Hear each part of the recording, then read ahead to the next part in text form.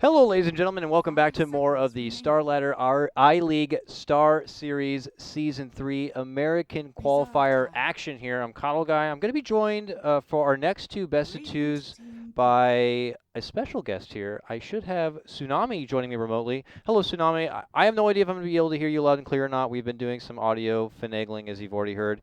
How are you doing today? I'm good. I can talk extra long if you want to try to calibrate everything in the meantime. Oh, you sound wonderful, sir. It actually Well looks like we then, should be pretty good. Am I sounding pretty good to you? you sound fantastic. All right, you are actually a little robotic-y. Now I'm a bit robotic-y here. Oh, goodness. All right, I'm not going to touch anything else here. I think we're good. Anyways, Tsunami, an absolute pleasure. I'm super happy to have you here. We have some American qualifier action to cover. I know that you've had a history of casting a lot of games outside of this region, but now something more comfortable, at least with your time of day, right? Yeah, well, I'm assuming that this is it's more high profile not only for the fact that it's American Dota, but the fact that it is one of the, I guess, earlier debut games for Team Onyx, and there's a lot of hype surrounding these guys, and I myself am on board with all the hype because, well, I remember the other team names like North American Rejects and Yeah. all the cycles and Navi US, and I just love how all these American players just kind of be like, whatever, let's just make a team together Yeah. and try to get through the qualifiers. And they're all good. They're all really good. Like a lot of these guys even on this team, they have LAN experience, they have TI playing experience. They've won events and stuff. Some of them, yet to make a name really for themselves. But yeah, as you said, like they're all just end up being like the mercenaries of American Dota and just find themselves on these random teams with team names that they've made up, whether it's Onyx, whether it's like High Council of Wizards and Priests, and just hoping to like break to that next level where a sponsor may just kind of hook them up like a Mouse Sports or something like that. But here we are again, as the cycle continues. One moment you have players like Demon who are, pulling out huge upsets against OG at TI, and now they're suddenly playing American qualifiers on Team Onyx. It's just Dota's that crazy game sometimes. The one thing I am a little disappointed is that originally I recall reading that Abed had just flown in, I guess, to wherever they're staying, somewhere in North America, Yeah. presumably. And I guess they were claiming that he was sleep deprived for his first few SL qualifier matches. And it looks like Flea is going to be standing in yet again for Abed, which is a little bit disappointing. Nothing against my boy Francis Lee, but I was hoping to see at least the threat of a Meepo ban somewhere. You know what's funny is I know that Abed was not around for the other Onyx games, but from the matchups I saw or briefly tuned into, they still were banning the Meepo against them. I don't know if Francis also plays a Meepo, or if they have another Meepo player, or if they're just going based on Dota buff, but they still found the Meepo as a threat. In this case, though, yeah, Infamous doesn't seem to think of it as much of a problem. But I'm sure Onyx overall are not too upset. It seems like they've been able to snag for themselves the ever so popular and powerful Lone Druid. And for the response on the other side, Infamous do get a Life Stealer here, and they already get a vehicle for it, if you will, the Earth Spirit, as far as like early game aggression goes. It's still a bit light because, okay, so Bad Rider does help. All things considered, I know a lot of people are very unenthusiastic about Sniper Druid being the new meme, Yeah. and I can understand why, because most of the typical counterplay for someone like a sniper is like, oh, okay, you can just get strong initiators and you can jump on them. And that's very difficult to deal with when there are two sources of Savage Roar on what should be a very squishy hero. Lifestealer, though, with Rage, is one of the best targets, in my opinion, to deal with that Savage Roar. Yeah. What do you think, though, about this pickup now, the Spirit Breaker? We'll see some teams. We saw a little bit of it. I want to say like maybe 2 or 3 games at Dota Pit. And even in those cases, it felt like it was somewhat situational, whether it be a counter to like the Bounty Hunter that had come out, or maybe they just wanted to really impose their will on the mid laner. But here they have it. Maybe they'll try to push and get a hold of something. Oh no, they can't. They already banned out the Darkseer, so that's why it's like, or maybe you'll have like a Darkseer to put with it. But what do you think about Onyx going for the Spirit Breaker outside of those kind of elements? What are they trying to say with picking up like that? Part of it may be a little bit of a denial pick because if you do give Lifestealer, I guess, that global presence that a Spirit Breaker can provide, then it's very intimidating for the Lone Druid. Yeah, But also, I imagine that the Spirit Breaker is, relatively good against Lifestealer himself if they are playing against each other, and so it's difficult to say what Onyx's plan is because I've barely seen them play. I've never that's seen them true. play, to be Yeah. honest, and so I'm curious to see what their, I guess, major playstyle will be.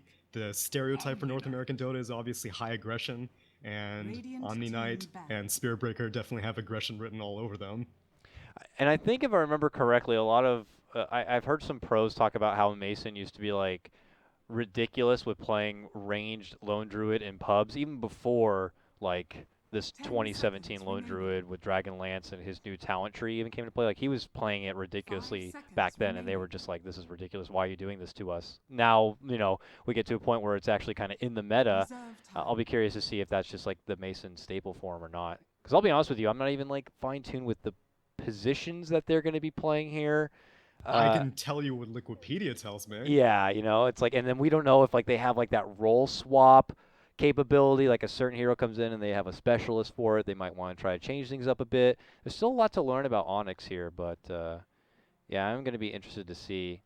I would imagine it's still going to be like Dubu on that 4 position, so we could see him on the Spirit Breaker, and we know him to play a lot of Earth Spirit, so it's definitely like that same aggressive kind of profile. So they're still playing to their strengths, it looks like overall.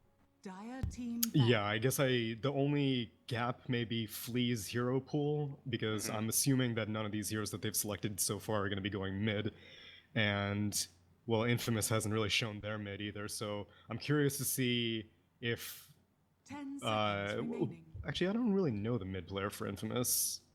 Is it let's see, It would be Kotaro, who Yeah, is not? Kotaro Hayama had been playing the mid lane for him. At least that was the case yesterday. We saw him on a Storm Spirit game, hence the ban here and now. And yeah, that's for sure. Because Kotaro really hasn't changed, as we all know. So is he actually playing or is he one of these stand-ins? He. That's a great question, Tsunami. And as you know, with all these Thank you. South American teams, I never really know.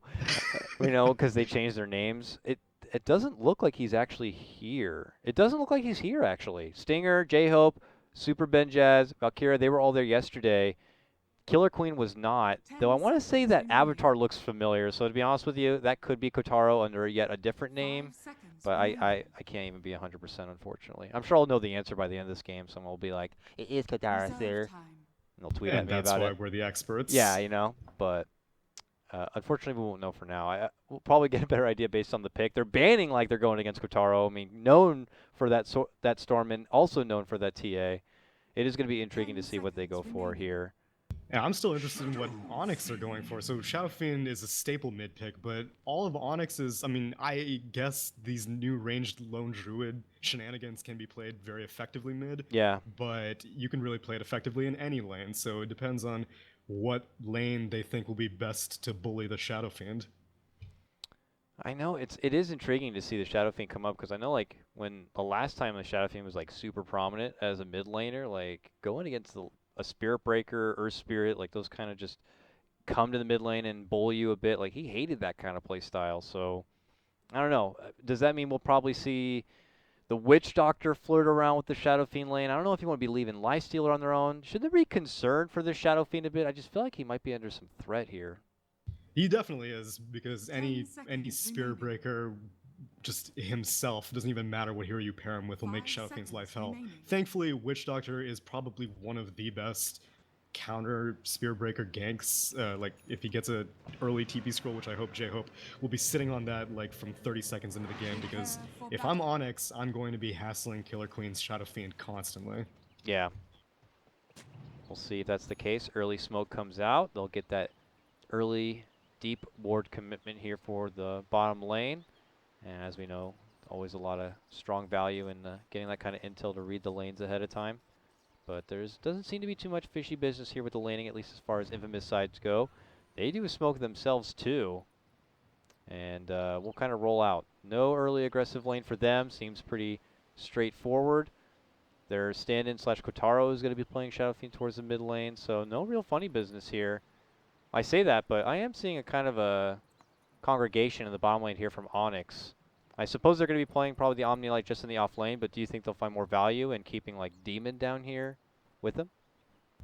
Only for maybe the first, like, getting level 2 on the Spirit Breaker. Beyond that, you got a full poor man's shield on this Omni Knight. I'm pretty sure he's going to be just fine going up against, I guess, mostly non-intimidating heroes, because Open Wounds is hardly a concern because Repel will just purge it right off. And then, sure, Witch Doctor Harass can be irritating, but Witch Doctor can't really afford to spend too much time hassling the Omni Knight if he needs to be constantly cognizant of what's going on in the mid lane with his Yeah, Shadow Fiend. exactly. That's why I feel like this is going to be a bit awkward for Infamous in the laning stage. I don't know how much they want to just bank on how much skill they have and to kind of pull out some good CS, because they could be under some serious threat and their supports may be stretched a bit thin here. So that makes me even more curious if they're going to be dealing with so much on their end, how Stinger's going to look for his own opportunities. If he is to look for some opportunities, is there like a particular lane he should probably put most of his focus in? I mean, is it keeping the lone druid in check? Is it even worth the time? No, it's not worth the time. Yeah. Especially if he's going to have assistants like Dubu nearby too, but he Oh, is yo, going to... Benja is going for this rune. Okay, we are going to see a little bit of breakout. Mason is going to be able to swoop in and grab up the bounty, but Stinger wants a piece of the action here. Him and Valkyria getting up the stacks right now. Dropping the Sentry Ward too. They're just looking to run down Dubu a bit. He'll have another roll right now. Gets it on, and it looks like this will be your first blood. And it's going to be Stinger who picks it up. They may lose their own life for it, though. Valkyria runs within the trees. That is going to be the first takedown. And now Valkyria will be next. So, I don't know. You do get first blood, but losing 2 kills now makes it hard to say worth. That's when you all chat worth right there. Yeah. I don't know how much worth it is, but, hey, you know, Infamous sticking to their playstyle here. Aggressive as ever, as we come to expect. But they will rotate down now Stinger to the bottom lane. So let's see how much pressure they're going to be able to get on this dual melee setup from Onyx. I don't really think they're going to be able to afford this much of an investment in the bot lane, because if things do go a little bit sour for Onyx's Omni Knight, they'll just send the VS down to this lane and make it a tri-lane versus a tri-lane, because Lone Druid can do just fine against a Bad Rider one-on-one. And I'm sure those early kills will help that case even further here. So we'll look to see what Dubu does. He's got the first pull for now, which is going to help things out, but you're right. I mean, if necessary, can always make the lane shift if they feel necessary here. And I'm sure they might even pocket that kind of rotation until Stinger tries to like come out from the woodwork and make a gank happen. Early Coconut for a bit of harassment here onto the Omni, but nothing too imposing. And Demon, I imagine, also could just look to hang in the dark. As long as he's kind of off the map, there's going to be that bit of threat onto the Shadow Fiend, and he'll be like a bit concerned. So it does feel like Onyx are kind of, you know, dictating the aggression in this laning phase. I say that, but Stinger confidently just walking up towards Onyx Shrine territory here. Demon's level 2. Gonna chase him down. He stole the bounty rune, and now will he pay the price for it? Kicks Demon back, and he gets the bash. Of course he gets the bash. You know that's how it works. And now he's just like, I guess I'll just go for the deny, and gets it, because those creeps are just like on roids. Seriously, though. All right. Well, at the end of the day, Demon still manages to hit level 2, and I guess even with the nerf to neutral kills, charging on mid, Killer Queen. Already, Mineski Fange does the light softening up here. And okay, gets a couple of raises, but it's not going to stop the charge in, and that's going to lead to the takedown. This is what we expected to see, just even based on the draft. And that's going to be the first bring down. Like how significant is that now in favor for the Weaver? Like it's recoverable, I'd imagine, but obviously something you don't want to happen. Well, now that Weaver's going to get this shrine, I think it's an immense favor for Weaver, because as it was, Weaver was taking a lot of harass from Killer Queen early on, and with Earth Spirit maybe being able to roll in silence, Weaver needs to be very careful for rotations. At this point, an Earth Spirit rotation's not too intimidating, especially because Earth Spirit's only level 2, doesn't even have any points in his silence. Man, it is Earth Spirit, as always, you know, his early game is so futile. Like sometimes if you're futile, if you're not able to get a lot done, then you feel like you're just not doing anything, because his farming capability is just so bad that you're going to have to quickly go back into just having a solo lane and build up farm or rely on tomes to get there. But otherwise, you got to get action done here. And he's trying to help out mid lane. Nice boulder smash. Stops Demon on the charge in. Don't think it would have been as threatening as it was last time, but Singer's able to kind of keep him in check. but I imagine he's still going to be trying to find openings, trying to find ways to make kills happen. But like, who can you kill on the side of Onyx in this laning stage? No target seems to be easy at all. One has Savage Roar, one has Sakuchi, the other one has Heal and Repel. Yeah, I think it's more who can he get not killed on his team, and Yeah. Shadow Fiend might be next on that menu, and Earth Spirit's going to grab bounty runes. Well, that happens, and he's getting rich. Shadow Fiend's going to get a bit poorer. He gets jumped by 3 and just totally gangbanged in the mid lane. Just hard to watch as it is. Another takedown for them. And in the meantime, Dubu's even going to get a nice ward dropped here in the top lane, too. Shadow Fiend needs help, man, and I don't know where it's going to come from. No, this is just going to snowball worse and worse, because not only is Weaver getting practically level 6 any time now, but Demon is being able to do a lot more on his rotating position than the Earth Spirit is on that rotating position, and the draft is definitely a bit to blame. I guess they're putting more focus on Witch Doctor being able to get his levels rather than having to protect the Shadow Fiend, and the Earth Spirit's kind of on protection duty while Dubu finds Batrider in the top lane. Yep, gives him a facial of a magic missile. Then Demon's there to follow up, but he does get jumped from the boulder smash. Valkyria looking to turn things over and go on to Dubu. Needs another right click, should be able to get it. Gets it done on the other side. Stinger still making chase for Demon. Needs 5 seconds before the roll, but he's got the speed and the Orb of Venom. Should slow him down a bit. Up and above, we see the takedown. Nice deny of that bear indeed. Does not allow him to take the free 300 gold. Mid lane, though. Demon, yeah, he's still trying to chase away, but this could lead to a kill of Shadow Fiend, which is even nicer for him. Okay, well, he's okay. Wait for him to cross the other side, sees he's not there, goes for the raise, and gets the takedown. All right, a couple of kills, though, stringing back the way of Infamous. After being taken down twice, Shadow Fiend gets a kill himself. Helps the recovery a bit, but, you know, the wound is still bleeding a little bit from the early game. It is, but not nearly as much as I was expecting. Shadow Fiend is actually now out-leveling the Weaver and out-CSing the Weaver by a healthy margin, and some of that might be jungle CS, but even then, this is far more than I would have expected.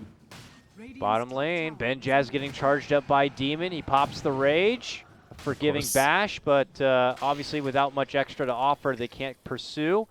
While on the other side, it's going to be J-Hope up in arms with Flea here. The bugs, man, as a support player, the bugs are just the worst thing ever. For now, he'll be able to shrug them off, but that will be a continued problem in this game. And look at this, Flea aggressively Sakuching in, looking to hope to go for the finish. J-Hope, though, able to sidestep the trouble. Aggression What he might Onyx. find a courier, find a Shadow Fiend. They found a Shadow Fiend. Demon's there, too. They sandwich him on in. Coconut flies out. It's going to help him. Bounces between them and Demon. Demon eats the raise, but now he's out of mana and he's just trying to run away. They go for their shrine. They'll get it. Turns back, goes for the raise on one, and they quickly split apart. Demon, nice little salve. Helps him recover quite a bit, and now he's got to get away. Does have charge if necessary, but he's looking for a target. Can't find it in time, and they end up bringing him down. Very long-winded engagement here in the river. While this happens, as Mason's able to free farm the top lane, he's actually almost got the tier 1 down. Courier on the other side going to be going down from the side of Radiant as it's still Flea bugging about inside the Infamous lines here, and they'll be rewarded for it. And they find Valkyria now. Firefly's up, though. Oh boy, the bugs though, the bugs! They'll be able to make it away, but almost cost him his life, man. That was a really good flame break. He managed to push out the Weaver so Sakuchi damage didn't take place, although Ben Jazz in the bot lane just doesn't stop here, man. Onyx are just all in on every lane right now. This is what I wanted. Here we go. Let's go. Boom! Easy just kiss on the nose, and it's over for little Ben Jazz. And Onyx are on the up and up. Feels like they're much further ahead than they actually are. It's only 5-4. Just a very back and forth, I guess, as far as exchanges go. They can afford to just keep their foot on the gas, Team Onyx, because Lone Druid late game, I think, can pretty much make quick work of the majority of Infamous's lineup, because Batrider, while great against most carries, I think Lone Druid may be a little bit of an exception, while Savage Horde kind of helps out the Lasso combo by speeding out. Oh, never mind, top lane. Yeah, it was easily set up there. Batrider slowly stalking him down with the rotation coming in from the Earth Spirit. Only a matter of time before they got the catch. I mean, Lone Druid's like, I'm sorry, but I got a jungle to farm right now. Can't really help you at the moment. I am the insurance policy here for Onyx, and rightfully so. So, Infamous, it's nice for them to make ganks happen. That's just what they have to do right now, and they're not looking to let up one bit. They know this Lone Druid's farming somewhere in here, and they are going to try their best to find him. No Flaming Lasso leveled up yet, but you know, with the toolkit that Earth Spirit brings, maybe they feel confident enough between that and the Witch Doctor to get something done. But They don't find Mason. Mason's actually mid lane, so they're going to just take this rotation all the way to the mid lane. Demon's nearby, but still might not be enough. Rolling Boulder going to get connection here. There goes the Savage Roar. Mason trying to run into a new route. Demon helps him out a bit, gets the bump on the Valkyria, and they'll just turn onto the Spirit Breaker instead. Not the more prized target, but they'll take what they can. And take the... Now they'll turn into a tier 1 push. Oh, Dubu.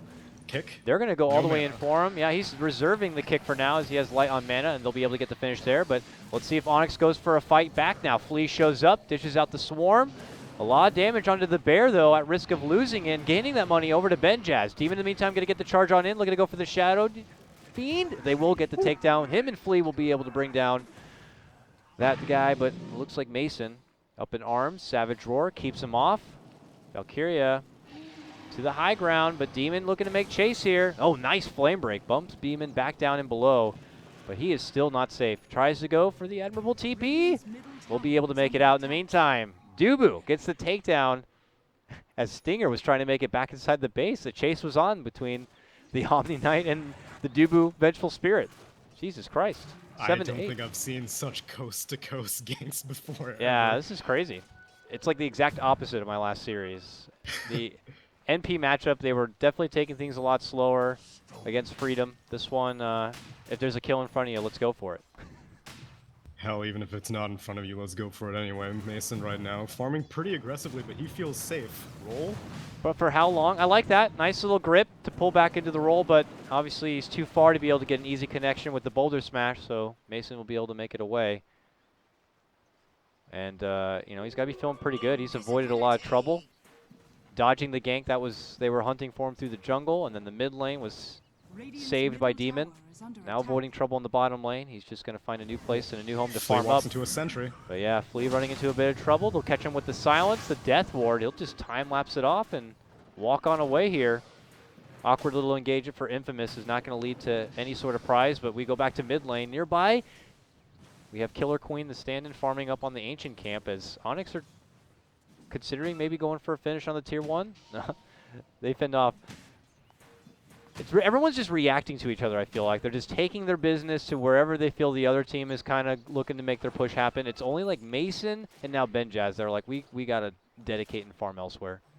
Yeah, but the pace is definitely being set by Onyx. Someone on Infamous desperately needs some arcane boots because there are a lot of kill opportunities that just aren't happening because Earth Spirit just doesn't have the mana, or Witch Doctor just isn't able to, I guess, get long enough of a setup to help the Earth Spirit not have to use all of his spells. The smoke may help, and there is an Infest Bomb inside the Earth Spirit. Yeah, but he's still not even level 6 yet. Wow, that was an awkward roll in, but they'll get close enough for the bomb, but a quick repel will help them shrug it off. They'll put onto the next target, which is going to be Dubu, then followed with the lasso. There's going to be the swap save. They go for the grip, the silence, the lockdown. Can Minus get off the time lapse? No! Not going to be able to get it off in time. Stinger, though, going to get hit up on the other side from Demon, and he'll end up going down. Not before the Magnetize does come off. Love Yourself going to be able to make it back and away, but Demon is the one putting in the work right now. Double kill, and then a hammer comes in, and they'll get the finish on the Vakilier, making a triple kill for Demon as they clear out the rest. A full 5-man wipe on the side of Infamous suddenly, as Onyx get the better of the trade. No. For some reason, Mason hadn't actually leveled up his attack range until just now, because I saw a very, very long candlestick. I don't even know what the hell Lone Druid throws, but managed to get the kill onto the Shadow Fiend from a long, long ways away, while the Bat Rider was entangled and was just dying to the bear. Oh, Dubu. Casually walking through, he got a deep ward down, and actually will not be punished for it. Remember again, Flame Break not canceling TPs after all. Will allow the Vengeful to make it away, but they probably have an idea that there's a deep ward there. Nonetheless, Onyx, a team that we were just saying, is one able to kind of dictate the pace, is also winning the fights here. Nearby, Killer Queen. Still under heavy hostility. Nowhere feeling really good to kind of farm up. They'll be able to fend off Flea, but they just have to keep playing all these reactions and keeping the supports near like the cores to keep them precious and safe. Exactly. And I mean, even though the play style is also reactive, just the fact that Dubu was able to place an aggressive ward like that. I mean, Witch Doctor's sentry wards are an expensive commodity in this game. To keep track of this Weaver, if you have to spend them just to get these aggressive wards off your base, that's worth it for Team Onyx. Dire's top tower is under attack. Looks like they'll have a little bit of help here as nice big Ancient Camp is going to get chunked down here from Killer Queen right now. Now he started going for the Ogre Club and is now looking to instead finish out just straight up the Shadow Blade here. What do you think about that thought process as far as the way he's itemizing? I don't know if he was thinking about going for a BKB first and then just decided like that's not as necessary, but putting I more would value in the still Shadow Blades. prefer the BKB finished completed because, I mean, Spirit Breaker is pretty good against Shadow Blade, and you may be able to use it aggressively, but Infamous is not in a position to do anything aggressive, as we can see Batrider getting obliterated by 4 Onyx heroes. Yeah, unfortunately for them, maybe just not having the appropriate vision. They have a little vision down that mid lane, but just didn't see that coming. Batrider is going to be going down. They don't have to worry about any sort of lasso threat. I mean, the Batrider, unfortunately, he's not even close to a Blink Dagger right now, so he's not even at the value you'd like to see him at. So Onyx don't find him a threat whatsoever. Man, lots of damage comes out from Killer Queen onto Demon, but not able to get the finish. A swap back save as they roll on forward. Stinger could get a beautiful magnetized setup. Dishes it out now. Better late than never. A lot of damage onto Mason, but there goes the Guardian Angel and the heal. They're doing everything they can to get the save onto him, and he'll be able to TP away to safety. Not so lucky here for the Omni Knight. They will get the lasso pullback. Dubu will be going down, and so will the Omni Knight. The first real promising trade for Infamous, it feels like, this game, as they scrappily take down what they can. Still, though, Mason will be able to make it away, which is the biggest and prized target, but It may have been a little bit overzealous for Demon to charge in with like 100 HP. He did have, I guess, a fair amount of protection with the VS swap, but Onyx doesn't really need to take fights that they don't have perfect initiation for. Like, they are holding all the cards in the game. If one of you gets initiated on, it's very easy to reset with swap, with repel, with Savage Roar. Yeah. There's really no reason to take a fight that isn't on your terms. what do you think that stems from? Do you think some of these players just have it, I don't want to say like just they're impatient, but do they just get ahead of themselves? Do they get too cocky that they feel like they're just that much stronger? You know, while we'll see other teams like MP, like when they recognize like we don't have to take fights, we're winning the farming game. Let's just farm. Let's farm. You know, what do you think it comes from? I'm not too ready to target players yet. I'm gonna say that that was Jimmy's inner Spirit Breaker taking over, because when it's more about the hero. When you're playing the Mad Cow, you will always charge. If Q's on cooldown, you will always charge. Fair enough. But Onyx still like putting in the aggression, man. They are now smoked up, looking to take a strong fight, which could lead them to like tier 2 takedowns, and then that's when the shrines go. So this could be a huge surplus in the economy if they take a strong fight here. Now, yeah, or it could be a bad turnaround, because Mason does have a Maelstrom completed, but their courier died in the previous fight, and they're just running around without having it done. And so they may go for a Roche, but this is also seems a bit overzealous. in the meantime, Infamous will be able to take down the top tier 1. It's a common trade even when we saw it with the old map. But this time they will be a bit closer together. So I'm curious to see if Onyx will just kind of try to head straight north after this. They're being pinged out now, so Infamous know this is happening. Stinger, I don't know. He had Lifestealer in his backpack. I don't know if he was going to be so crazy to roll in there at that moment, but it looks like they'll have to just accept the fact that Onyx have taken the Aegis, taken the advantage, and now they come down this mid lane. Infamous will have to double back and prepare for a defense. Yeah, it was well played by Mason. He was farming up the mid wave while the rest of his team with the Solar Crest and Weaver Bugs were quickly taking down the Roshan. As soon as Mason went into the pit, it was already too late, and now this counter defense may be a bit too late as well. Bear being used to scout, not push, because that's 7.01 for you. Not an easy engagement at all, though, for Infamous. They don't have a blinking Batrider to get just that easy catch pullback. You have Mason dancing out in front with that Aegis. Onyx can step back and position themselves for an appropriate counter fight. Stuns out here onto the Omni Knight. And that's the other thing. You have to fight through the heals. You have to fight through the Guardian Angel. They'll lose the tower. I mean, they'll deny it at least, which is nice. But now Onyx are just one tower away from taking out shrines and pretty much having full map control. It's difficult to say if this Batrider is even going to be able to have much of an impact this game, because he's still like 800 gold away from the Blink Dagger, and that's going to be the turning factor. They can keep going for these Earth Spirit ganks, but they're half-baked. Even if you do successfully roll and silence one of Onyx's targets, it's not going to be enough to win a fight unless they're just isolated. Yeah, even a clutch magnetize where you can sit on the outside and just constantly refresh with stones, like one Guardian Angel, and obviously Repel will take off any magnetize at all, but it's tough, man. We'll have to see what kind of fight conditions Infamous are going to be able to pull together for themselves. Here they are moving in, trying to at least just take their second tower of the game, but the second they even thinking about making their approach, Onyx are already in the neighborhood and have taken over the lane. At that moment, Infamous are going to have to disperse, recognizing that they just will not have the better fight right now, and know that they just need to get that Blink Dagger done and get that next big item complete on their Lifestealer. As he's farming nearby, though, he's being scouted out from Dubu and just needs to be careful.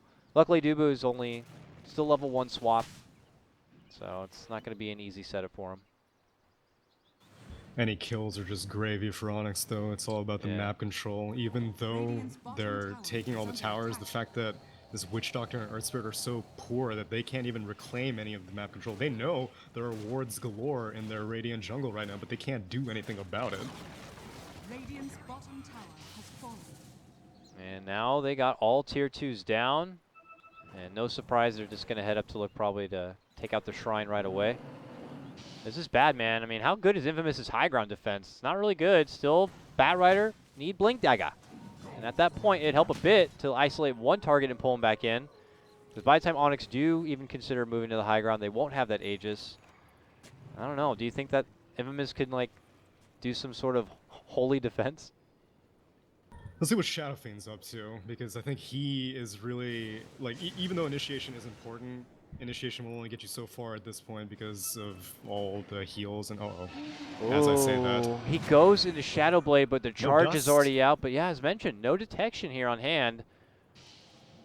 Maybe something that Demon should have in the pocket. He buys one now. It's like, okay, it takes one time, and all of a sudden you're going to have dust in your pocket from now on, especially now that you have a backpack. Even though I am terrible at this, there really should be no excuse to not have the dust now ready. Yeah, but on a Spirit Breaker, you charge and you take your time, you unzip the backpack, you take out the dust, the glitter just flies out, and you have a jolly old time. Well, luckily for Killer Queen, he gets that one getaway. And he's got to go back to farm. I mean, you're right. It is a lot on the Shadow Fiend too. As much as the setup could be there from the high ground of Infamous, you need someone to do the damage. And it's a lot of it that's going to be on Benjaz and Mr. Stand and Killer Queen here, / Kotaro / whoever it may be.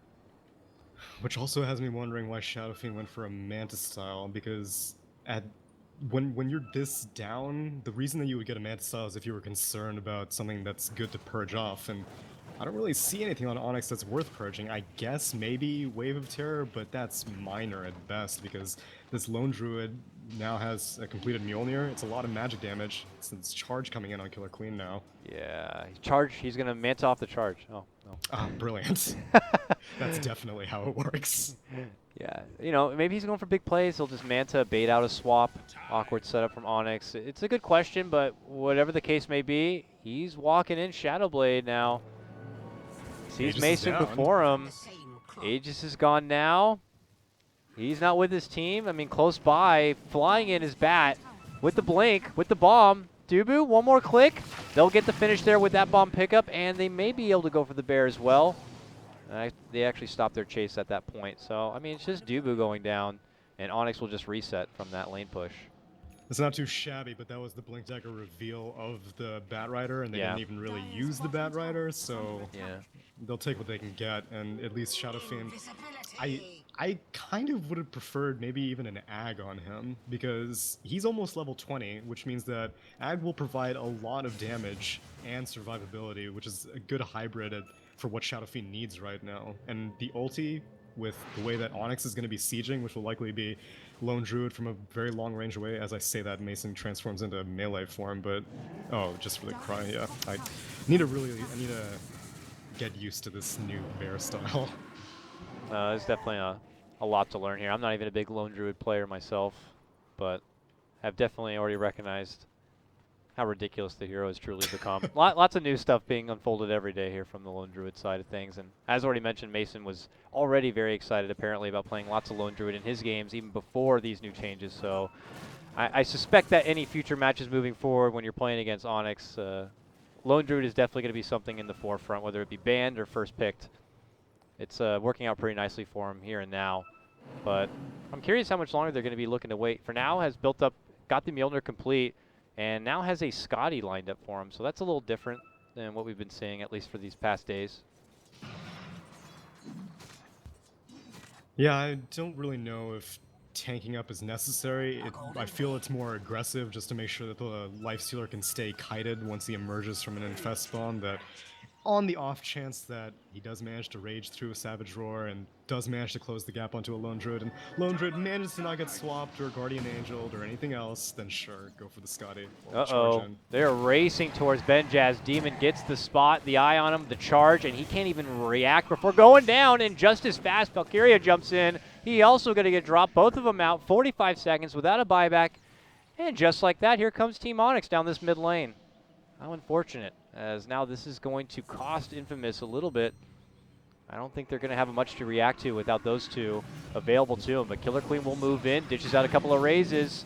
They try to roar him back, but they're already going to work here. Mason with that DD rune just chunking away at that tier 3. Now they're going to get the move in. Stinger trying to jump in, dishing out the Magnetize, trying to roll out, but not going to be had. Hope as well. Can't get a whole lot going with the help of that Death Ward. It looks like Onyx are going to be able to shrug that one off. They still have Guardian Angel available to them.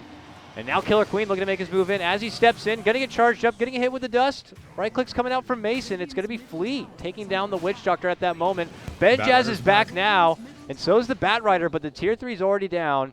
And at this point, Onyx have already taken what they wanted and will walk away. Whatever semblance of a high ground defense that Infamous had pretty much hinged on the Lifestealer and the Bat Rider, and so considering that they only managed to lose a tier 3 out of that entire engagement is pretty good. Yeah. Problem is that Roche is back up again, and they have no map control whatsoever on Infamous. And Onyx easily can step back here, grab a little bit of farm, but if they choose, move in, get that Aegis, and then go in front of the hurrah. I mean, as mentioned, they didn't even have to unleash everything here. Time lapse still available for them. The Guardian, obviously, too. But the next go around, they may have to deal with Infamous in full force. I mean, I don't know. It's either that or they just look for another pickoff attempt by a very impatient Infamous team trying to, you know, scavenge for their own pickoff play. Stuff like opportunities like this where Valkyrie's just kind of hanging near the ancient camp is when I get nervous. He wants that rune, but you know he could find himself swapped and dead. Yeah, it's not often you see a Bad Rider have to play this tentatively against a Weaver who does not even have a Lincoln Sphere or any real defensive item whatsoever. Yeah, right? Oh, that's funny. And he's not even going to look to pick one up, it looks like. He's going for Manta? All right. Manta on your Weaver. Just throw bodies at the structures. What's Infamous going to do about it? Their wave clear is pretty much dependent on raises and a preemptive Firefly. Yeah, not great wave clear at all. Shadow Fiend. I mean, it's great. He's building towards his Butterfly. He has the Tailsman now, and it's not like I'm seeing an MKB in the near future for either Mason or the Weaver, but I don't even think it's going to be that much of a problem for him. They might be able to just kind of move past the Shadow Fiend and take the objective at hand, if anything. But we'll see now. Onyx still have yet to kind of move over to that Roche pit. It looks like they may be heading that way now. And Infamous, I don't think they'll be comfortable for a team fight at the pit, at said pit. But if they don't take it, then I don't really know what else they have in their pocket. Yeah. I don't know. They're not that kind of team to just sit back and allow this to happen. I think they're going to go for some. In come the Manta illusions, so at least they know. Yep, something's fishy. And knowing is half the battle, as they tell me. Okay, well, let's see what Infamous do. Frantic pings. Singer will sidestep the bugs, but obviously will show himself. There's that ward here on the high ground, just easily spotting what Infamous are doing. So Onyx actually hesitate to kind of move in and finish out the Roche. And tactical pause right now as they kind of really evaluate the situation. Roche is brought down to about half of his life, but they're just not comfortable doing it. I mean, I don't know. It's a Bat Rider at the end of the day. Still one of the better Roche defenders, if you will. A blink and flame break. Could be a game changer. But Onyx doesn't even, like, they only really need one or two heroes inside the pit. They don't even really need the, like, the bear can be sitting outside just roaring people away. Omni Knight can be sitting on the outskirts being just, like, constantly casting and canceling repel. But, you know, play it safe. After putting the pedal to the metal in the first 15 minutes. I guess you got to reset at some point. Yeah, they'll just push in the mid lane and say, you gotta defend the mid lane, sorry. Now we'll go back and do the Roche. Thanks for playing. Yeah. Wouldn't mind seeing the Omni Knight able to pick up. Oh, he actually already got it. I was going to say, it would be nice to see a Blink Dagger. Suddenly he has a Blink Dagger. So, while great for him to have the Guardian and a way to heal everybody, we know Omni Knight to kind of be restricted in the range he has to work with. So, now he can just easily blink in and hit R button. And suddenly... but that level 15 talent, though, plus 75 range? Woo! I mean, who needs Aether Lens? That's true. That's true. We'll see if it's going to be good enough here. Back to Infamous. This time they'll have everyone at attendance here for a high ground defense, but, you know, feeling like the onus is totally going to be on this Bat Rider now. And if you're Bat Rider in this situation, like, what's the dream here? Who are you looking to hopefully get a hold of? You got to remember you're going to be going into an Aegis team, so... It's gonna have to be a concert of Earth Spirit and the Bat Rider, and Omni Knight Blink Dagger makes that extremely tricky, because if Omni Knight doesn't get silenced, if Omni Knight doesn't get stunned, then it doesn't matter how great your initiation is, it will fall apart immediately. So I mean, both of them do have Blink Daggers, the Earth Spirit and the Bat Rider. So if they manage to go deep, like I would probably jump to the backlines. Like, I wouldn't even bother with the Lone Druid. I wouldn't even bother with the Weaver, because they're going to be able to get out of anything. It's the supports that Onyx is going to really be depending on for their siege. All right, looks like our pause is going to be lifted, and we'll get underway here. Onyx, with their Aegis, with their extra life, looking to close things out for game number 1, take that early point initiative, as they have seriously all the potential they could ask for to get it done. It's on Infamous now to try and hold things out. I also received word that Killer Queen is Kotaro Hayama, so that mystery has now been resolved. So we'll see. Kotaro and company here. Dire's structures are fortified. Still rounding it out, but it looks like Onyx are just going to get back to the top lane here. It's been pushed in actually pretty nicely from Infamous, so they'll reset a bit and just know that they can play the map as in this manner. I mean, what are Infamous going to do? They're stuck inside. They can't farm. Just farm what's in front of them. Yeah, but Onyx needs to be a little bit skeptical about split pushing heavily. That's the one aspect in which their team isn't the strongest, because typically you see a Lone Druid and you're like, whatever, he can do whatever the hell he wants. The rest of us 4 will do something else. The way that ranged Lone Druid works, it's not quite as viable, and Aegis does help out a little bit, but you still can't split push with like the pure Alfredo style. I like that he at least has this going. He can like Mjolnir the bear and send him there at least. It'll help a little bit. Let's see. And it's not Radiance, but he gets the job done. So he's able to cut the way bottom, and it helps. But again, Onyx just continue to dance around in this mid lane, while Infamous are just kind of packed up and waiting indoors. I'll be honest. This is more patient than I was expecting from a team with Jimmy on it. I gotta say. Yeah. What does he have?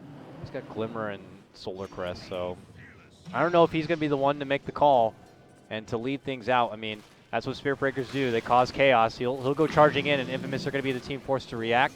First Savage Roar out. This bear, the first bear could be going down. It looks like it's going to get dropped. The next takedown could be set here. It's going to be Flea taken out of the game. He can't even get off his time lapse, and now it's going to be Infamous on the run. Going for pickoffs. They'll get BO2. Mason looking to turn and fight, puts his focus on the Valkyria, and now has to split it between him and Stinger. Jump out from Benjaz. Death Ward going to be out. The Guardian Angel going to be triggered here from the Omni Knight.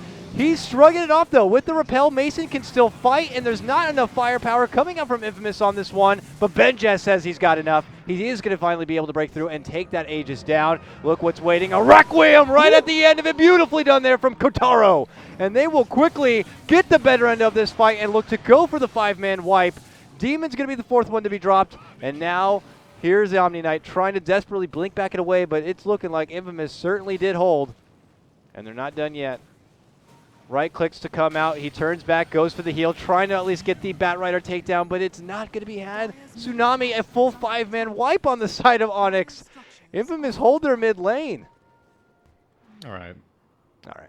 Part of me is wondering if Omni Knight thought that Weaver had the Aegis, because there was really no reason to sacrifice the Weaver in that situation. Like, even if he so he got his manta off, so at least he had some time on crowd controlled. Maybe he got silenced immediately after, sure, whatever. If you buy a Blink Dagger on Omni Knight, the whole point of that is that it doesn't matter how deep your carry goes and how much the siege has fallen apart. You can pull the ripcord for your Guardian Angel, it doesn't matter where, and you'll be able to get your target out. There isn't that much magic damage to be concerned about that you use the Guardian Angel and you're like, oh, this might be a waste. Shadow Fiend might ult. You have all the time in the world to react to that, so sacrificing the Weaver was the first misstep, and then after that, like, I'm not surprised by what happened in the rest of the fight. Infamous was playing as aggressively as they could because Onyx was just scattering. So a little, a little bit of a misplay is the best way I can put it. Now, how bad are the repercussions from this here? I mean, we were looking at the net worth, and it certainly boosted up Kotaro dramatically. Now, Onyx, are they in still a game-winning kind of position here? Do they have to now just fall back where they have to wait out for a new Aegis in hopes that they can go for another high ground siege, or does this just like breathe new life into Infamous and now they could be a team again that can kind of actually move back up to the river or maybe even past it? I think we have a game now. Oh goodness. I mean, I don't mind. Yeah, I don't mind one dare bit. dare I say it? Because sure, Kotaro got quite a bit, but the Lifestealer, who has been, I guess, getting famously irritated by the rest of Team Onyx, now does not have too much to be concerned about. He's going to be going for a Diffusal Blade next, which means that the Repel threat, the Guardian Angel threat, the Repel is still a threat, thank you, Yes. 7.0. Guardian Angel, which has been causing huge issues for Infamous, because Shadow Fiend is a lot of physical damage. Witch Doctor, as we saw, got an amazing Death Ward in that fight, which in the first few seconds of the channel was doing work, and then once the Guardian Angel finally came out to counter that, wasn't doing quite as much. You put a Diffusal Blade on Team Infamous, the equation changes. He does need a little bit of time before he can build up said diffusal here, but I imagine that Onyx are not going to be able to put up enough of a threat to stop him from kind of getting that farm. They have already some nice wards down to be able to grab, or at least maintain some vision so that Benjaz can feel a bit more comfortable farming. But yeah, this is going to be the beginning of seeing Infamous kind of finally feel comfortable walking out from their own home base and not having to fall back on defense nonstop here. We are stuck into a little bit of a holdup as Demon has disconnected from the game. There hasn't been any sort of reasoning or say. But while we do have a pause and kind of refresh everyone on what the schedule is, if you're just tuning in, this is our second best of two series of today for the American Qualifier for Star Series, the Starlighter I-League tournament, where these 8 teams are battling it out. One team will be able to qualify and go to Shanghai to compete at LAN for a piece of that $300,000 prize pool. This is just game number 1 of Infamous versus Team Onyx. After this, we do have Doo-Wop versus Dialcom, or whatever is left of Dialcom Tsunami. I mean, yesterday or whatever it was, they had apparently disbanded. So last thing I heard is that they have 3 main team members, and I guess for this tournament, that's all you need, at least 3 members of the roster. So I don't know who the hell's going to show up in our final series today, but we'll see if it's a doozy in Doo-Wop versus Dialcom. I'm curious about what you think, because I've already asked this for some of the others. When you look at the teams participating in this qualifier, you would think initially there's a pretty big disparity between the teams at the top and the teams at the bottom. We recognize Digital Chaos as like a tier 1 team. Team MP, you can make the argument that they're also a tier 1. Complexity right there is like a tier 1.5. And then does it stop from there? Like, where do you think some of these other teams are able to like come into play, and do any of them have a chance to kind of, you know, break into that upper echelon? I give Onyx the wild card factor. Apparently, both of their previous series they went 1-1. Team Freedom was their first series; they went 1 in that best of 2, and then Complexity was the next one. So they're holding their own, but they haven't really gone against the DCs or NPs like you mentioned, and so Yeah.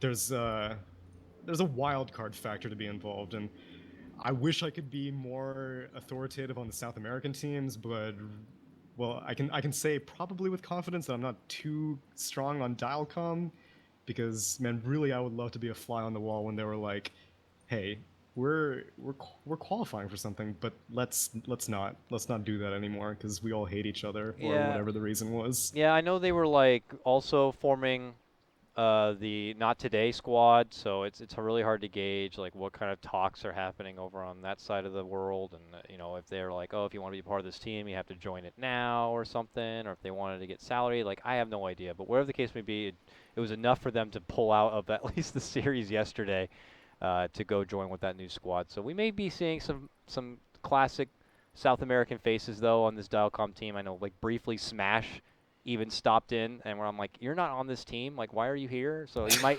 he might suddenly be on the team for today. It's going to be interesting. But for some of these teams to like really break out and make it into a top team, like, I don't think you can afford to really be dropping these games against teams like Freedom and stuff, you know? Like, then you end up just kind of being like, you know, DC stomping through everybody, MP doing a lot of work, and then all the other teams are like pulling out 1-1s every series and not really able to even make it into the playoffs where it matters. But it's all about that. It's all about the experience, right? It's all Yeah. about. I mean, you gotta foster the scene somehow. You gotta start somewhere. But these teams, as far as their experience goes, is that they're a team for like 3 qualifiers, and when they don't qualify, it's a new team for the next qualifier. So you have to like start over again and over again and over again. So they have to make the most out of these 3 qualifiers if they want to actually be a real team that lasts longer than a season. It sucks to be so blatant about it, but that seems to be the trend, at least for like the past 2 years of Dota. Though, for what it's worth, it's pleasant to see that Tier 1 teams have not kind of succumbed to it as they used to in years past. That's with true. The inspiring tale of wings, they're like, you know, maybe we really could just stick it out together and be adults about it. Obviously, Valve having a say with some of the roster shuffle stuff, but you're right. Like, the shuffles for a lot of the higher profile teams hasn't been nearly as significant. Some of them obviously feel like they don't have to be playing in some of these qualifiers, so they're coming in with like reckless abandonment, just stomping their way through them. But we'll see how things continue to pan out. We are back and underway. The last thing we saw was a super good hold here from Infamous. It pretty much cut the net worth lead right in half. We were getting closer to like a 15K net worth advantage for Onyx. Now just a 5K here.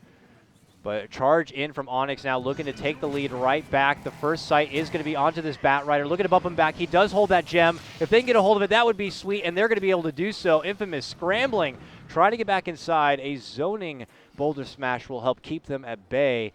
But, you know, that was the gem. That was Infamous like, okay, we defended. We can go back out and take back the map. Take back map control. Yeah, not any longer Tsunami. Onyx have already taken that gem and looking to take the map control right back. Look at that! Catch out swap! They're going to be grabbing Kotaro, pulling him right back in within the team. Stinger looking to roll in and help out. Hits up with a good magnetize. Benjaz, though, steps in to help and interfere. Finds himself in a bit of trouble, scrambling to get back inside. They slow him down, and the range coming out from Mason is going to be good enough to bring him down. He has a buyback and may be forced to use it because the mid lane racks are down and the top are being threatened. If they want to stay alive, he's probably going to have to buy back here, but he's waiting for the bat. Bat's up now, and there's going to be the buyback. This could be a final hurrah for Infamous unless Onyx just go full retreat, and it seems like it will be the latter here. They're happy to just force Benjaz to spend the money, and they'll reset. If Onyx had managed to kill the Shadow Fiend off with that VS swap, then they would have probably finished off the rest of the fight. But I can respect backing off after you get the buyback from Lifestealer. They weren't, I mean, that was a good swap, and after a Bat Rider died, you'd think that Onyx should just be able to run roughshod on the rest of Infamous, but it turns out that with a Butterfly and... Oh, okay, so I guess, never mind, Shadow Fiend did go for the +2 damage on the Souls. But he's still not going for an Ag. But that's okay. I mean, the damage is still great. Either way, he's a very tanky Shadow Fiend, surprisingly. And was able to hold and stay alive here. Infamous's response after that was really full aggression. They just chased all the way across the map. Almost were able to catch up to Mason there, but couldn't quite get the target. Now they're kind of hanging within the Onyx jungle, hoping that someone gets a bit reckless here, but Onyx already step aside and go for a smoke here. Got him a pretty nice advantage, or at least took back the advantage they had already built up for themselves. And now they're looking to take it the extra mile. They've already forced out the Benjaz buyback. Another big fight here will secure them the game. And now they're looking to come in and sweep from behind. There's Stinger. Hi. And he gets a quick blink and a quick roll away. See you later. All right, nice quick reaction, but uh-oh, Kataro's left behind. There's going to be the jump, and there's going to be the pop coming out with the help of the Batrider, but the Batrider's going to get quickly focused. Requiem going to be unleashed here, and so are the right clicks, but no one from Onyx going to be going down. The Guardian's already going to be out, and they just shrug off any opposing will coming out from Infamous, but now the Omni Knight going to get turned around on. Benjaz and Kataro going right back into Onyx here, and they are able to muscle past them. What a quick, dramatic turnaround. Mason just gets shredded apart. What? How? What? I thought that was a great start for Onyx, but then suddenly thought it Infamous was just too. suddenly hulked out on him, and then they were done.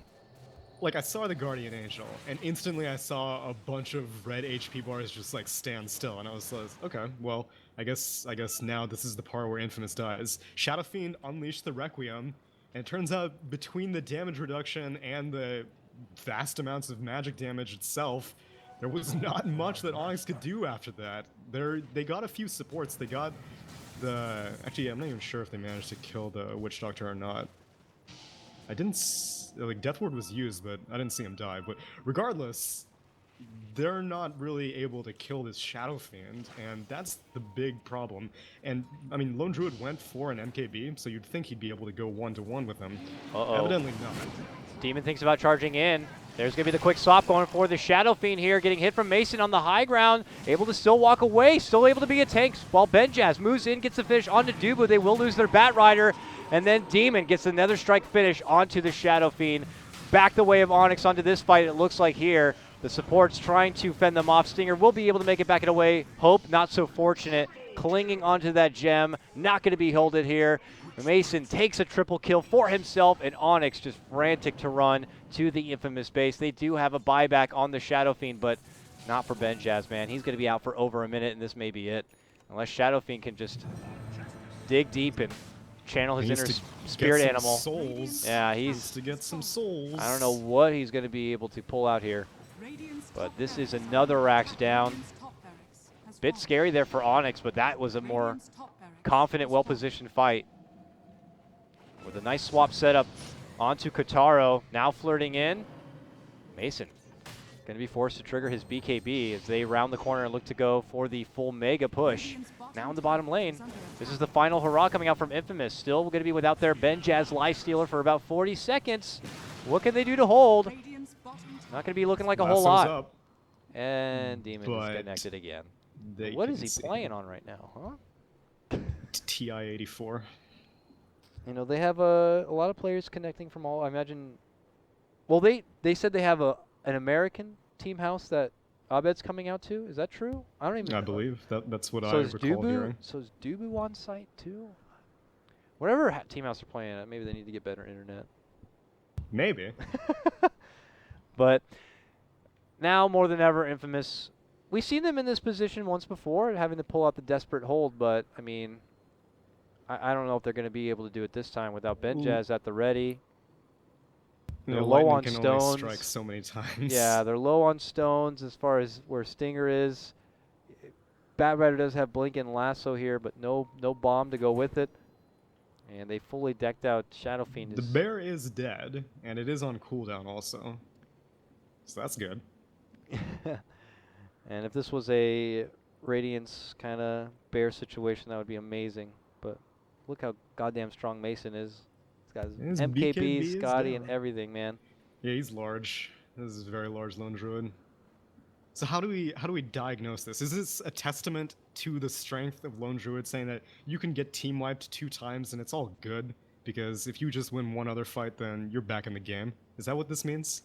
Now, I don't know, because even after that big fight from Infamous, it felt like they were in pretty good control. I mean, I saw them looking to take a fight, and I was like with them on it. I'm like, yeah, you just won that last fight. This is going to be a good one. But, yeah, I don't know. Just great positioning by Onyx, and them not being deterred one bit, like still confident that they would take the better team fight. I don't know. It is hard to gauge here as far as how much of it is just how good Lone Druid is and able to kind of stay alive in a game, or just that Onyx were able to kind of just keep their wits about them. But yeah, unfortunately for Demon, he needs to dust off his router a bit. All right, so let's say let's reevaluate the draft a little bit. Okay, fair Let's enough. see where could Infamous have really changed the pressure, because the early game was not going well for Infamous. Even though they were managing to get kills on kills, like they were keeping the pace. They were not dictating the pace. They were kind of just on all fours trying to keep up with whatever Onyx was throwing at them. And obviously, Spirit Breaker inherently brings that to whatever game he comes to. But there are some heroes that can deal with it well. And I don't really think Infamous had the heroes to do with it. I don't really know what the plan with this Shadow Fiend 5th pick is what I'm getting at. I was also, I mean, I was getting ready for you to talk about maybe like the Witch Doctor or something like. We saw like a Dota pit, like a team like Faceless go for Witch Doctor. I mean, that's a comfort pick when you're talking about the player nuts. Like that's just a staple for them. So they'll first pick and find a lot of value at it. But did they find enough? And by they, I mean Infamous. Were they able to do enough with this Witch Doctor? Like, was their laning setup feeling pretty good? I had crashed, by the way, so I had to reconnect to the game. So I'm doing that right now. Your pot calling the kettle black, giving demon grief, and here you are, not even Yeah, being able to pull it now together. maybe I should just blame Dark Moon. Really? All right, we're I back. blame it. We're back in now. Have you had a chance to play some Dark Moon? Have you beat it Yeah, yet? well, okay, so I'm a hat slut by far, and Okay. so I played the first round, and I was like, oh my god, I got like 37,000 points. This is amazing. And the fun factor was kind of irrelevant to me. And then once I played the second game, I was like, oh boy, more hats. And I was like, wait a second, I only got like 1,000 points. Something is clearly bugged here. Scaling goes down. Yeah, significantly. and You so play a after lot. I played a few heroes, but really I can only play PvE so much. And I know you're a Diablo 3 fan, so I'm sure it's kind of up your alley. Well, you know, sometimes you have those nights and there's like already like a ton of custom games that are pretty similar to what Dark Moon is, you know, like True. endless waves and you gotta slay them with your favorite Dota hero or whatever and bulk up. So that, you know, it's obviously it's not something new. So it was fun to play, but can be repetitive, I guess, after a while. Plus in the Dark Moon, there's not that many heroes to pick from, There's surprisingly. not. So I don't know. For me, it grew a bit stale, a bit fast. I don't know how everyone else is gonna feel about it. For me, I think the appeal is I really love enjoying watching these things become like a solved game. Like the community comes together and it's just like really crunching the numbers, and they're like, Yeah. who is the best tank? And then like you see all these opposing viewpoints until finally one prevails, and then everyone spams it, and then sometimes Valve we're is like, all done. right, we're gonna rebalance it. Yeah, but like I don't. Valve won't rebalance Dark Moon. You think would they? Like maybe they might release like more heroes. That's true. But But this one has hats on the line. That changes everything. that's true. I mean, it Because just I sucks. Like think it was one of the dire tides definitely got rebalanced at some point, because Yeah. there was one prevailing strategy that people were just constantly using, and they were like, all right, you're kind of eliminating the point of why we created this mode. I hope by now they haven't like underestimated the fact that that's just what the community does, and like you were just saying, like that's just how they are, and they'll be passionate about a new game mode. Like all of a sudden, everyone jumps on, they want to play, they all want to figure out what the best strategy is, and then everyone knows it, everyone plays it, and then suddenly everyone's like, okay, well we beat the game, now what? Kind of a thing. And if Valve's Yeah. like, come on guys, like can you at least like have a week go by of the game being good We before we have spent to a like lot of suddenly time rebalance on it? this, guys. Like I don't know, maybe they do have to make the game like just impossibly difficult. But I don't know. It would just be a shame if all of a sudden the game's like figured out and then everyone's done with it. For what it's worth, this one has actually lasted longer than previous custom games. I think Wraith Knight was solved like within the first 24 to 36 hours, and this one, people are still having trouble on the Invoker. People wonder why we don't get these kind of like nice things in events. Like, how long do you think it took Valve to put this kind of event together just for people to figure it out within like a day? It's just like, I wonder how if that's heartbreaking to the dev at all. They're like, okay, we got it. You know, I'll mold this after these custom games that we've seen before. We'll only have so many heroes available to them. I've Surely, changed some of their this spells to this inherently balance invoker it. this invoker boss is impossible to beat. Surely, no, not at all. So we'll have to see Oh, what's in store for the future of the Dark Moon here. But we will continue to wait here. Benjaz disconnecting, reconnecting, taking advantage of the pause time. But it does look like Demon is slowly trickling back in now. This admin, I'm sure, has got to be watching the clock here. It's very unfortunate for Demon, but we got a day of Dota, man. I don't know. I've been playing and casting Delay too. I haven't seen much Dota these past few days. Yeah, well, I'm sure after Dota Pit you were kind of probably all doted out for a little while. Yeah, Or rather all waited out for a yeah, little while. lots of training in the delay department there. I will be thankful that it's warm here at least. It was very, very cold there, so at least I don't have to wait in the cold. But what's new with you, Tsunami? We know you, of course, to do howdoiplay.com. True. I don't know if you want Which to take. is, yeah, it's for those of you who are not familiar, I don't know if, it's probably not the best time to point it out because I have not updated it to 7.01. Yeah. So really, we're just putting my shame on Spotlight here, but that's okay. Oh, my bad. No, Surely, I'm still proud though, of the it. inspiration one day will come, and maybe an update. Or do It's you have? because I saw the changelog of 7.0 and I was just like, Oh. this means nothing because like everyone's flipping out about talents and map changes Yeah. and other stuff, and I'm like, this doesn't really change the heroes. But there are so many little changes that I see after each of these games. Yeah, it's still ever evolving meta. Here we go. What could be the quick last fight here coming up from Infamous as we finally get back and underway. A commitment's going to be made with the lasso pullback. They're doing this without their life stealer, doing it without Ben Jazz. Can Katara be the one man to hold it up right now? He is taking it to flee as much as possible. Already down the Rex. Pump fakes the Requiem, and for now Onyx will pull off and retreat with what winnings they've gotten. There's only one more rack standing before the Megas come out. So it's breaking point for Infamous, but now Infamous will have all 5 at the ready here. So we'll see if it's going to be do or die for him or not. Flea is still inside the base here. He's just, you know, the stand-in. So he's playing his own game, trying to see if he can soften up that tower as much as possible. He gets it down pretty low. It's true. One more backdoor, and it's well. you know, one more backdoor, and it's Megas, but he felt like that was necessary. This is how he's telling Demon. He's like, if you disconnect one more time, I swear to God, I will walk into their fountain. I'll walk into their fountain if he disconnects one more time. God help me. Here we go, Infamous though. Curious if it's more do or die or not. The Roche is up, and just them being near the pit prompts the buyback now. Ooh, Killer Queen going in on Mason. Yeah, but a swap back will be there. Jump in, Bat Rider looking to make chase, looking to get that grab, and gets the kill takedown of Mason with assistance from Kataro. But Onyx still looking to fight. Demon charges right on in on the action, now gets bumped back, and they'll take that finish too. They could just go back in for the Roche now, and they'll do so. Could they? Francis Lee scurrying towards, he's going to get these megas, do or die. Get in there, Flea. He's like, this was the Backdoor plan the protection. whole time. No Desolator. Oh God, oh God, oh God. Get it faster, get it faster, get it faster. Aegis is down. Is he going to be able to break it? He can't do it. He can't do it. Stinger's here now, and he's not going to be able to get the Megas. Oh, goodness. Now it's Infamous with the Aegis here. In critical condition.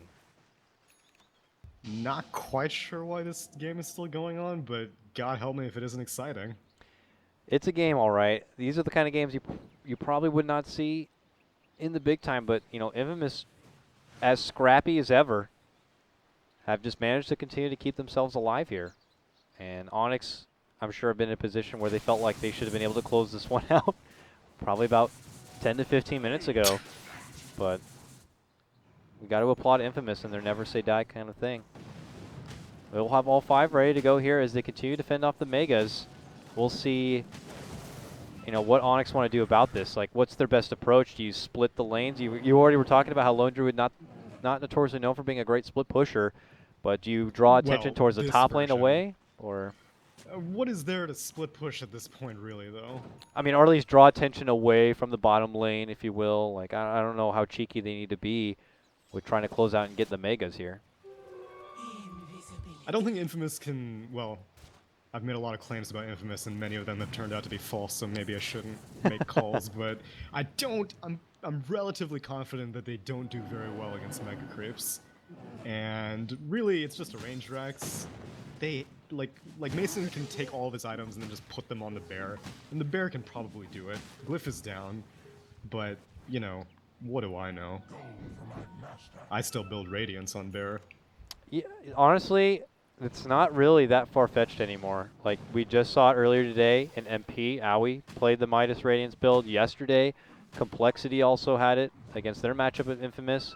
In that case, rather, it was just they were so far ahead that Lone Druid was able to kind of play greedy and get the Midas. But I'll be honest with you, from the games I've been casting, the Lone Druid build between being the range Lone Druids like we're seeing here and the, I guess now old school Radiance Lone Druid has been pretty 50-50. So Dire's middle tower We'll That's see. is under attack. disappointing to me because I always play Radiance Bear, and whenever this ranged version emerged to be so strong, I was hoping to see like everyone go gravitate to that and then be like a nerf towards ranged druid and like a side buff to the main, but well, Let's Druid's do gonna this. defend. Here's Infamous, man. They're going in for the jugular, knowing that this might be all they got. Mason was briefly pushing out inside the base, but now there's going to be the swap back here. Looking to go for Qatar. They're going to hit him up with the heal. Tries to turn in fight. Now eats the cheese to stay alive. Stinger moves in, dishes out the Magnetize, and that's going to prop the Guardian Angel. Helps to keep Fleeing Company alive as they push on forward. Batrider's going to be the first going down, and now they scurry all the way towards Kataro and will be able to get him finished. He's out for good. No buyback there, and the follow-up takedown will be there onto Benjaz, and they will call the game. Onyx have to work really long and hard to be able to get the finish onto this one, but they will finally do it, but not before Benjaz has a final say, but it's over. It is over. Onyx will finally take it. A very long-winded game one. oh, and a rapier bought at some point, which is apparently on Demon now. Oh, I guess. Oh, okay. The Lifestealer did buy it, which is actually I was gonna say it's a damn shame that Lifestealer did not complete a Diffusal Blade because he had bought back at some point, so I thought that was the reason why. But it turns out he was just saving for a rapier. Doesn't really matter how much damage you have whenever the enemies don't take physical damage. Well, they gave it all they got. Infamous did at least to try to at least hold on to the game one, so we, appreciate their never say die attitude and actually had some respectable fights there at the back end to be able to hold. But Onyx at the end of the day, well-rounded with their lineup, wonderful play in the early game, get their just deserved. But we have another game ahead of us, and I'm sure it's going to be another scrappy one. So we'll just cut to a quick break, and when we come back, it's going to be game number 2 of Infamous versus Team Onyx. That's Tsunami. I'm Kyle Guy, and we'll see you then.